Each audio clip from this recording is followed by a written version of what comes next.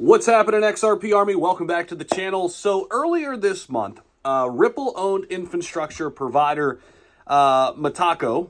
I don't know. I got tacos on my mind. So it's METACO, all right? Big infrastructure provider. That's what we need to know.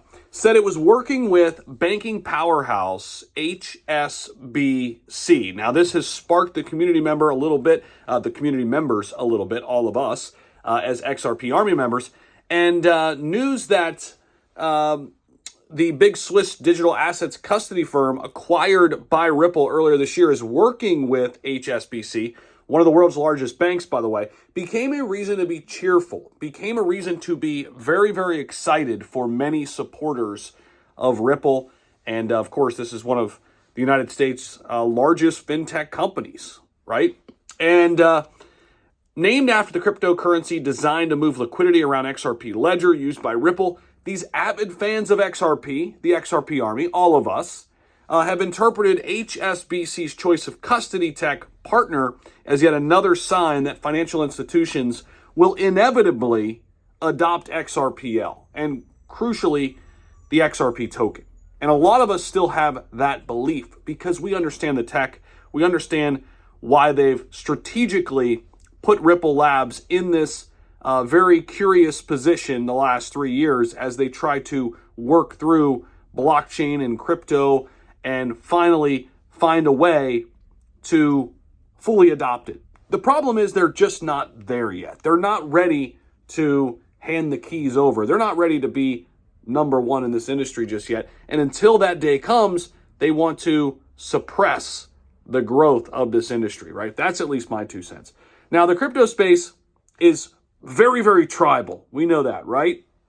I try not to be very tribal. I try not to shun one community or the other. I have a ton of different cryptos in my portfolio, but token holders as a whole want to believe their blockchain of choice is better than anybody else's, right? And if you say anything bad, people will freak out. Well, sometimes this is detrimental. And for instance, the assumption that Ripple's recent acquisition spurred HSBC's decision ignores the fact that Metaco had been courting the bank for over 18 months, according to Adrian Treccani, the Swiss custody firm's CEO. There is, however, an indirect correlation between Ripple protocols and Metaco's banking clients.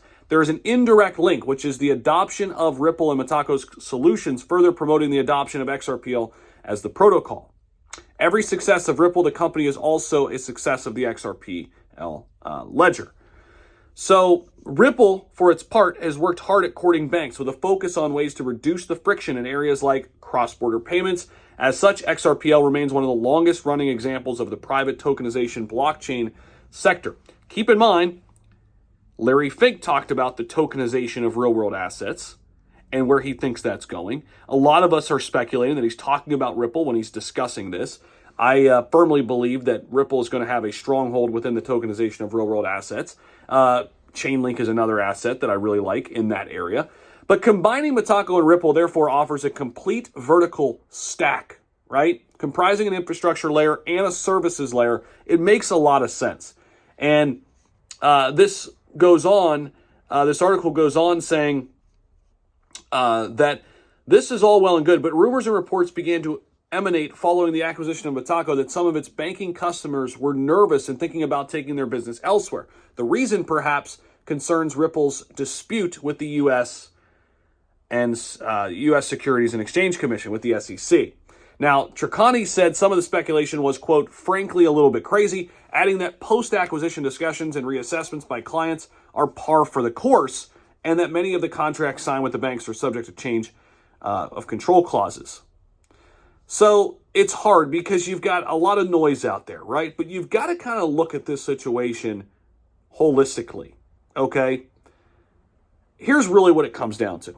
Like many of the big banks, HSBC understands that the trend is crypto, the trend is blockchain, the trend is tokenization. They know this. And the process of handling the ownership and transferring of real-world assets on blockchains is the future. And it requires some solid digital asset custody tech that Ripple has. So just really parse out this situation and understand where Ripple lies within the future of this industry. They are perfectly situated. It's really easy to get caught up in all the noise and hoopla. And this person said, well, yeah, they did this because of this person and that person, but now people are concerned. And look at what happened, understand where the world is going, and look at the companies that are well positioned to do well. Simplify it. Ripple's in a perfect spot. That is the video. Let me know what you think about it down below. Appreciate you guys as always. I'm out. Peace.